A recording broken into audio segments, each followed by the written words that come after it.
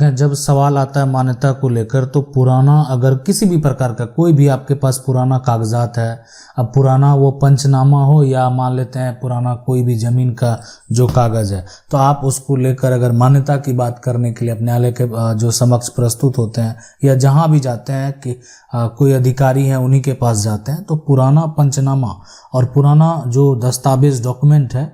कब जो है मान्य होगा आपका, उसका मान्यता कुछ ऐसे कंडीशन है जहां पर उसको मान्यता दिया गया है वो मान्य है, और बहुत सारे ऐसे कंडीशन है जहां पर उसका कोई मान्यता नहीं, अगर आप उसको लेकर जाते हैं दिखाते हैं तो उसका कोई मतलब नहीं बनता है। तो आखिर ऐसा कौन सा सिचुएशन है? देखें, सबसे पहले क्या होता है कि जितनी भी प्रॉपर्टी है, संपत्ति है, और संपत्ति के जो कागजात है ना, संपत्ति के जो कागजात की अगर बात करें तो जितने भी संपत्ति के कागजात हैं सभी का जो डॉक्यूमेंट है उसका कहीं ना कहीं पुराना इन्फॉर्मेशन जरूर मौजूद है, और उसके बाद जो राज्य सरकार के द्वारा अगर मान लेते हैं अपडेट किया जाता है तो फिर नया इन्फॉर्मेशन भी तैयार किया जाता है। तो ये पूरा जो एक तरह से होता है उसका प्रक्रिया होता है। लेकिन जब मान्यता की बात आती है तो इसको क्या होता है कि जो पुराना दस्तावेज है उसको अब अगर कहने का मतलब है पुराना के अनुसार अगर आपको किसी प्रकार का समस्या उत्पन्न हो रहा है या आपको नया में किसी प्रकार का कोई समस्या उत्पन्न हो रहा है तो अब है उसको साबित करने की जरूरत पड़ती है, और ये साबित करना पड़ेगा आपको न्यायालय में, यानी इसके लिए आपको फिर कोर्ट का सहारा लेना पड़ेगा। मतलब आपके पास जो डॉक्यूमेंट है आप उसको जो एक तरह से साबित करना चाहते हैं, प्रूव करना चाहते हैं कि मेरा ये कागजात जो है वो सही है, और अभी फिलहाल वर्तमान में जो भी सिस्टम एक तरह से कार्य कर रहे हैं इस डॉक्यूमेंट का जो मान्यता है उसको वर्तमान में नहीं दे रहे हैं। तो आपको क्या करना पड़ेगा, आपके लिए क्या विकल्प है कि उसको साबित करने के लिए आपको सिविल कोर्ट जो है एक तरह से जाना होगा, और सिविल कोर्ट में यहाँ पर आपको केस फाइल करनी होगी। यानी सिविल कोर्ट आप जाएंगे और सिविल कोर्ट में जो है केस फाइल करेंगे। केस यानी आपका रजिस्टर होगा। उसके बाद जो प्रक्रिया होता है, आप क्या कर रहे हैं, आप अपना डॉक्यूमेंट जो है, यानी आप कौन आपके डॉक्यूमेंट को नहीं एक तरह से मान्यता दे रहे हैं, वो कोई अगर आपका अगेंस्ट है तो आप उसके ऊपर केस फाइल करेंगे। अगर आपके डॉक्यूमेंट का मान्यता सरकार के द्वारा नहीं दिया जा रहा है तो सरकार के ऊपर केस फाइल करेंगे। किसी प्रकार की त्रुटि है तो उसको सुधार के लिए आप केस फाइल करेंगे। तो यहाँ पर जो समस्या, इनका जो समस्या ये कह रहे हैं सादा पेपर में जमीन का पंचनामा निकल रहा है जो कि 1970 का है, ठीक है, बिना रजिस्ट्री स्टाम्प पेपर का। जमीन का बंटवारा भी एक तरह से नहीं हुआ था और उसमें सिर्फ एक ही आदमी का फर्जी सिग्नेचर करवाया गया। क्या वो रजिस्ट्री कोर्ट में मान्य होगी, है ना? वो रजिस्ट्री एक तरह से लीगल माना जाएगा? तो 100% आप समझ लीजिए कि नहीं माना जाएगा। देखें,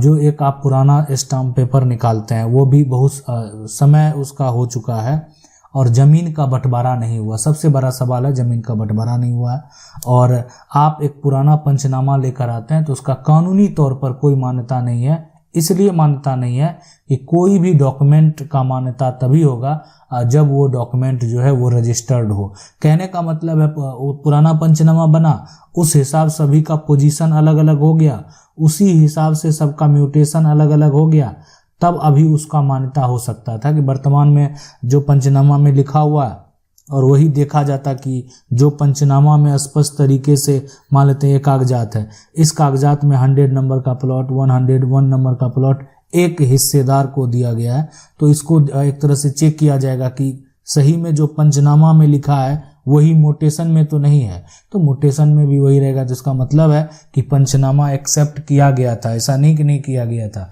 पंचनामा लोग स्वीकार किए थे। तो कुछ ऐसे कंडीशन है जहां पर जो है वो उसका मान्यता होगा भी, और कुछ ऐसे कंडीशन है जहां पर पुराना पंचनामा का कोई मान्यता नहीं होगा।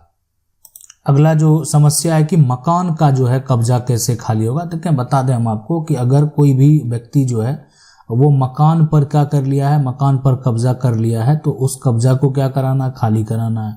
अब कब्जा किस प्रकार से, मान लेते हैं कंस्ट्रक्शन जो है, मकान जो बनाया है वो गलत तरीके से बना लिया है, बहुत सारे कारण, या मकान किसी और का मकान है उस पर जबरन आकर कब्जा कर लिया है, या जमीन जो है एक तरह से कब्जा किया हुआ था, अब वर्तमान में अगर देखा जाए तो अब मकान बना लिया, ठीक है, अब मकान जो है यहाँ पर बना लिया। तो बहुत सारे सिचुएशन, बहुत सारे कंडीशन हो सकते हैं। यहाँ पर है कि हमारे मकान के जो बराबर में एक मकान है और और उसने जो है यहाँ गली पर कब्जा करके मकान बना कर रखा है। कब्जा 30 साल पुराना है, ठीक है। और बैनामा के हिसाब से उसका मकान एक तरह से जो है उत्तर मुँह जो भी है यहाँ पर, और दरवाज़ा जो है उसने पूरब मुँह लगा रखा है। तो क्या कब्जा हट सकता है? देखें, सीधी सी बात है कि मान लेते हैं कि जो उनका जगह है, सीधी सी बात है कि जो उनका निजी एक तरह से जो उनकी ज़मीन है, उस ज़मीन के दायरे से अगर वो अधिक एरिया में, मतलब अधिक एरिया जो है वो किसी दूसरे के एरिया में जो है अगर वो मकान बना लिए हैं, तो उस केस में जो है वो कब्जा हट सकता है। इसलिए कि देखें, आपका एक दायरा फिक्स किया हुआ है। आपको अगर मान लेते हैं जितनी ज़मीन है, अगर आप मान लेते हैं 700 स्क्वायर फीट अगर आप खरीदते हैं, या मान लेते हैं आप 50 गज ज़मीन खरीदते हैं, है ना, या आप यार्ड में खरीदते हैं, कट्ठे में खरीदते हैं, तो जैसे भी जो भी आपका मेजरमेंट है, हर राज्य का अपना अलग अलग सिस्टम है, तो हर क्षेत्र का अलग अलग अपना मेजर करने का तरीका है। तो स्क्वायर फीट तो आप समझते होंगे, ये एक जनरल है। मान लेते हैं 700 स्क्वायर फीट में किसी को एरिया मिला हुआ, तो 700 स्क्वायर फीट का जो एरिया है उससे अधिक में आप नहीं बना सकते हैं, उससे कम में आपका नक्शा पास होगा। इसलिए कि आपको अगर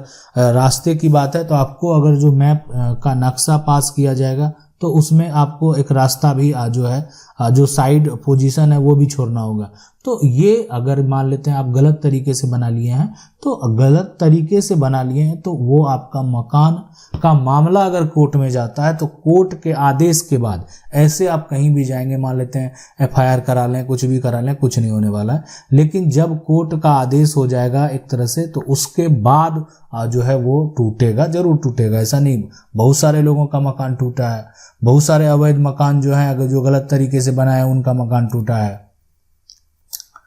जमीन का खतियान है और पुराना नया में अंतर है। देखें, ये समस्या अभी के समय में वर्तमान आपको हर जगह, हर क्षेत्र में ये देखने को मिलेगा। और आज तक जो है एक तरह से बहुत लोग जो है ना, आज तक अगर बात करें तो विवाद उत्पन्न कर रहे हैं इस तरह का, और इसका सुधार नहीं करवा रहे हैं। और जहाँ पर विवाद बढ़ जा रहा है, अब किसी का पुराना कागजात है और नया जब देख लिया कि जो जिसके पास नया है, नया कागजात जो है वो किसी अन्य व्यक्ति के पास है, तो जब विवाद उत्पन्न हुआ तब उस पर एक्शन लेते हैं। तो हम इसके लिए पहले भी बता चुके हैं कि पुराना खतियान में अगर 2 दादा का नाम है और नया में 1 है, तो नया में भी 2 दादा का नाम होगा, ठीक है। अब नया में 1 दादा का यहाँ पर नाम अगर गलत तरीके से छूट भी गया है, तो कानूनी तौर पर जो दूसरे दादा हैं उनका भी हक होगा। लेकिन अगर मान लेते हैं जो परिवार के लोग हैं आज विवाद उत्पन्न कर रहे हैं, समस्या उत्पन्न कर रहे हैं, तो इसके लिए सबसे बेहतर विकल्प यही है कि आप सिविल कोर्ट में जाएंगे, है ना, और इसकी सुधार के लिए सिविल अपील जो है करेंगे, और बिल्कुल आपका सुधार होगा, आदेश जारी होगा, और वो आदेश के अनुसार फिर आप आगे जब भी उसका सर्वेक्षण किया जाएगा तो नाम जो है वो ऐड कर दिया जाएगा, और उसी आदेश के अनुसार, मतलब वो एक तरह से कोर्ट का जो आदेश हो गया ना, समझ लीजिए कि वो आपके लिए खतियान हो गया। आगे जो समस्या कह रहे हैं, I have property 100 yard which is by on October 2011, 12 year complete, मतलब 12 साल देखें हो चुका है। और ये कह रहे हैं कि ऑल्सो हैव जो भी है फ्रॉम यानी प्रीवियस सेल डेट 2001, है ना, और पहले का है, और म्यूटेशन अप्रूव इन 2001, 85 यार्ड, और ये इन्होंने जो खरीदा है वो 100 यार्ड है। बट आफ्टर जो अगर यहाँ पर देखें कर एज पर जो पटवारी देयर इज नो लैंड, देखें यहाँ पर जो अगर मान लेते हैं ज़मीन का जो एरिया होता है टोटल एरिया से अधिक, बहुत लोग ऐसा करते हैं कि जितना एरिया होता है उससे अधिक बेच देते हैं, तो वो गलत होता है। बेच रहे हैं तो उसका अगर बेचने का मान लेते हैं कुछ, मान लेते हैं वर्तमान जो आपके दस्तावेज हैं, तो आप दस्तावेज का पहले सुधार करवाएंगे, बाद में रजिस्ट्री करेंगे। ऐसा नहीं कि पहले आप रजिस्ट्री कर देंगे और बाद में आप दस्तावेज का सुधार करेंगे। तो एक्स्ट्रा अगर कोई करता है तो फिर वो गलत है, ठीक है। अब यहाँ पर नेम नहीं है, जमाबंदी और म्यूटेशन जो है यहाँ पर, तो कर कि अब सीधी सी बात है, अब कानूनी तौर पर उनका शेयर है कि नहीं है। मान लेते हैं म्यूटेशन, अब किसी का म्यूटेशन में नहीं था फिर भी वो उससे अधिक बेच दिया है, तो ये म्यूटेशन में दिक्कत करेगा। और परिवार के लोग अगर जो भी और हिस्सेदार हैं अगर वो उस बात को सपोर्ट करने आते हैं तो भी सेकंड पार्टी का म्यूटेशन संभव है। लेकिन इनका हाउस टैक्स जा रहा है, और ये सारा जो है यहाँ पर सारा नाम पर भी आ चुका है उस प्रॉपर्टी का। और सबसे बड़ी बात है कि ये वहाँ पर ही रहते हैं जहाँ पर उसी ज़मीन पर रहते हैं, उसी प्रॉपर्टी पर रहते हैं। तो देखें यहाँ साफ साफ इसमें जो आप समझ लें कि एक संपत्ति पर जो है आप 12 साल, सीधी सी बात बोल रहे हैं कि 12 साल कंप्लीट हो गया है ना, और आपका इशारा जो है ये किस तरह है कि 12 साल मान लेते हैं, अगर सोच रहे हैं कि मेरा 12 साल से कब्जा है, तो यहाँ पर देखें आप अब आपकी ये निजी संपत्ति है, आप इस संपत्ति को खरीदे हैं और लंबे समय से आप रह रहे हैं, और आपका एक पोजीशन जो है कहीं ना कहीं 12 साल से अधिक समय से अब पोजीशन हो गया, तो उस केस में ठीक है आपका लोन भी अप्रूव है, सब कुछ है, सैलरीड है, तो उस केस में क्या होता है कि अगर मान लेते हैं कि अभी वर्तमान में आपका सबसे बड़ा चीज़ होता है कि म्यूटेशन ना होना, कि म्यूटेशन ना होना भी एक सबसे बड़ा समस्या है कि आप वर्तमान में जो है आप एक तरह से सरकार को टैक्स नहीं दे पा रहे हैं, और वो लैंड जो है 100% आपके नाम पे ट्रांसफ़र नहीं हुआ, सेल्ड आपको एक तरह से 100% जो है, ठीक है आपका हाउस टैक्स जा रहा है, तो वो तो आप हाउस बनाए तो टैक्स जाएगा ही, आप उस पे रह रहे हैं, आप सेल्ड के हिसाब से आपने लोन भी ले लिया है, लेकिन जो म्यूटेशन की बात होती है वो भी बेहद ज़रूरी होता है। और यहाँ पर जो अगर आपका समस्या है इसको अगर सुधार करने की ज़रूरत है, मतलब आप है कि जैसे इन्होंने पूछा कि इसको हम कैसे सही करें, ठीक है, तो सही करने का एक ये तरीका होता है कि अगेन मान लेते हैं जो जिसके द्वारा सेल्ड किया गया है, आप हर जगह से सही हैं, अगर वो आपको सपोर्ट कर रहे हैं तो आसानी से हो जाएगा, इसलिए कि आप जो है दोबारा उसके लिए एक डिड आप जो है उसका सुधार के लिए जो है बना लेंगे, एक विकल्प हो गया। दूसरा, फिर सिविल कोर्ट में आपको केस फाइल करनी पड़ेगी, है ना, किसके ऊपर कि मुझे इतना ज़मीन जो है और इससे अधिक मतलब बेच दिया गया, जबकि इनकी जमाबंदी पर उतना अवेलेबल नहीं है। तो इसके लिए जो है मान लेते हैं कि अब ज़मीन अगर 100 यार्ड बेचा तो आपको 100 यार्ड मिला या नहीं मिला। सबसे बड़ी बात है कि आपको अगर 100 यार्ड बेचा गया है तो आपको 100 यार्ड मिला कि नहीं मिला। अगर आपको मिला हुआ है, पोजीशन पर कोई क्लेम नहीं है, तो आप उनके हिस्सेदार से जो है एक तरह से भी आप उनको पार्टी बना सकते हैं कि हम पोजीशन बनाए हुए हैं, मकान पे रह भी रहे हैं, बस इनके एक तरह से जमाबंदी में ये नहीं है, ठीक है। तो ये होता है। दूसरा इनके पास है कि मान लेते संपत्ति का मालिक पे आप प्रयास करेंगे दबाव बनाने का कि अपना जमाबंदी को वो सुधार करवाएं, अगर पॉसिबल है तो। अगर वो सुधार करवा लेते हैं तो ये दोनों कुछ भी करने की आपको ज़रूरत नहीं है, आपका म्यूटेशन जो है हो जाएगा। रही बात कि आप जो सेल करते हैं, तो सेल